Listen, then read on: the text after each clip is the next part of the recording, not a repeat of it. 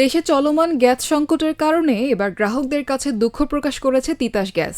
সংস্থাটি জানিয়েছে, মহেশখালীস্থ এলএনজি টার্মিনালগুলো থেকে কারিগরি ত্রুটির কারণে রিগেসিফাইড এলএনজি সরবরাহ প্রায় 450 MMCFD কমে যাওয়ায় পরিস্থিতির উন্নতি না হওয়া পর্যন্ত তিতাস গ্যাসের আওতাধীন এলাকায় সব শ্রেণীর গ্রাহক প্রান্তে তীব্র স্বল্পচাপ বিরাজ করবে।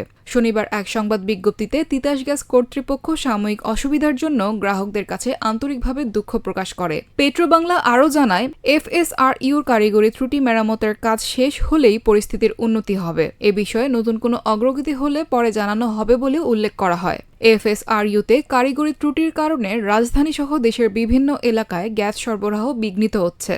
এর প্রভাব পড়েছে সিএনজি স্টেশন ও আবাসিক গ্রাহকদের ওপর।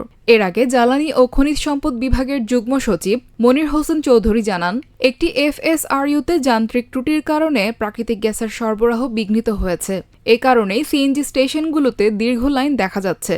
তিনি বলেন, দেশে প্রতিদিন প্রাকৃতিক গ্যাসের চাহিদা প্রায় ৩,৮০০ মিলিয়ন ঘনফুট। এর বিপরীতে প্রতিদিন সরবরাহ করা যায় ২,৭০০ থেকে ২,৮০০ মিলিয়ন ঘনফুট। ফলে দীর্ঘদিন ধরে কিছুটা ঘাটতি রয়েছে। পাশাপাশি নতুন সরকার দায়িত্ব নেওয়ার পর গ্যাস অনুসন্ধানের কাজ এগিয়ে নেওয়ার চেষ্টা করা হচ্ছে।